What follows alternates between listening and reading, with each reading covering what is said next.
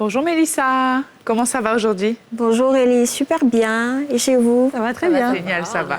Alors, tu nous parles de rééducation du périnée. Oui. Dis-nous tout. La rééducation du périnée, c'est un sujet assez vaste quand même. On pourra en parler pendant des semaines. Mais moi, je veux juste aller sur les idées reçues. D'accord. Donc, d'abord, c'est quoi la rééducation du périnée? Donc, c'est l'ensemble des exercices à faire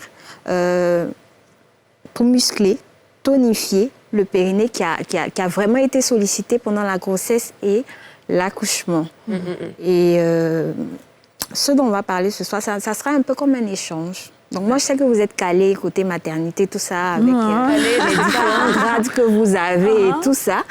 Et 2 fois ballon d'or, 2 fois. Ouais, C'est vous, ça, on est bébés. Alors, moi, j'aimerais savoir. Donc, on nous dit qu'il faut commencer la rééducation tout de suite après l'accouchement. C'est vrai ou c'est faux?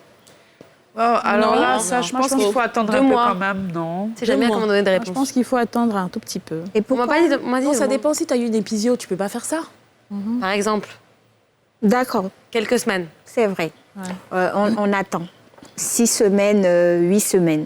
Parce que, vous savez, la nature est tellement bien faite. Donc, le périnée va lui-même se contracter, remettre en place. se remuscler, se remettre en place. Et ensuite, après la consultation postpartum, vous saurez si vous pouvez commencer à faire la rééducation du périnée.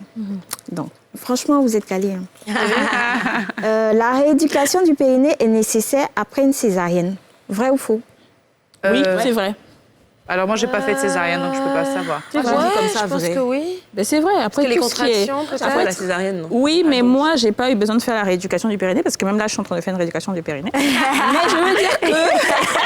Donc tu dis oui ou non? Oui, voilà. Donc, mais je veux dire que même si t'as pas besoin, mais après tout bouleversement et tout, tu peux... ouais. C'est vrai. Ouais, je pense que oui. On doit faire la rééducation du périnée parce que le périnée est aussi sollicité pendant la grossesse. Donc, même si c'est par césarienne ou voie basse, vous devez le faire. Voilà.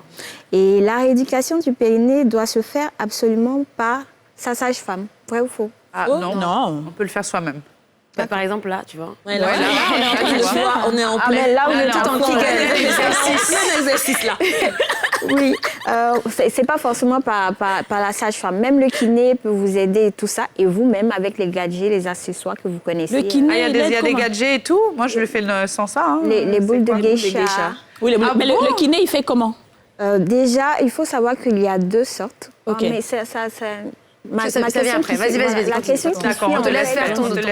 Tu es pressée. D'accord. On dit, hein, Alors, troisième personne dedans. la quatrième question, la méthode avec la sonde, est-ce que c'est la meilleure méthode pour rééduquer La méthode le avec, périnée? la La sonde. sonde. Je connais sais pas. pas. Moi-même, je sais sais. pas Moi-même, ce que je ne savais pas qu'il y avait sonde même qu'on... En fait, il y a 3 méthodes. Il y a la méthode avec la sonde. Donc, le professionnel de la santé va vous mettre la sonde, ce qui va permettre de voir comment on appelle ça?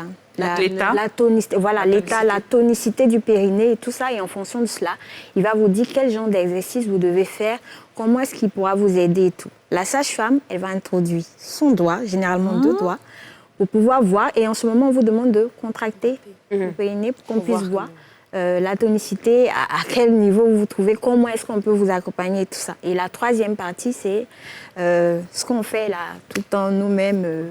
Serré, comme si on veut, comme si on sert pipi, le pipi, c'est ça? C'est ça. D'accord. Et oui, le kiné, il aide aussi. Il aide aussi pour pouvoir faire la rééducation C'est-à-dire qu'il te. Il vous met parle. il met le doigt aussi. avec la sonde.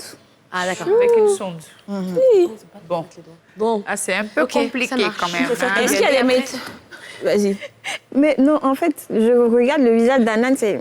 Non, mais c'est quoi ce truc? C'est bon, on peut poser la question maintenant? Bon, 5e. Allons-y. Alors, ne pas faire de sport lorsqu'on n'a pas encore fait la rééducation du périnée. Vrai ou faux? Ouais, je pense. Moi aussi, je pense faux, qu'il faut faux. attendre un peu.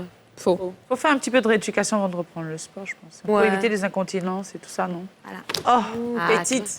Mais parce que, madame, Il faut que Vrai. tout se remette en place d'abord. Ouais, il faut attendre. Et même si vous voulez faire du sport, que ce soit de la marche ou encore du yoga, la gym douce, ce Des genre trucs de doux, choses. des trucs doux, pardon. Ok. Voilà, les trucs doux. Parce que pourquoi on fait la rééducation Ouais. du périnée, c'est pour éviter les incontinences urinaires, incontinences fécales pour d'autres femmes, ou encore le prolapsus, c'est la descente des organes dans le vagin.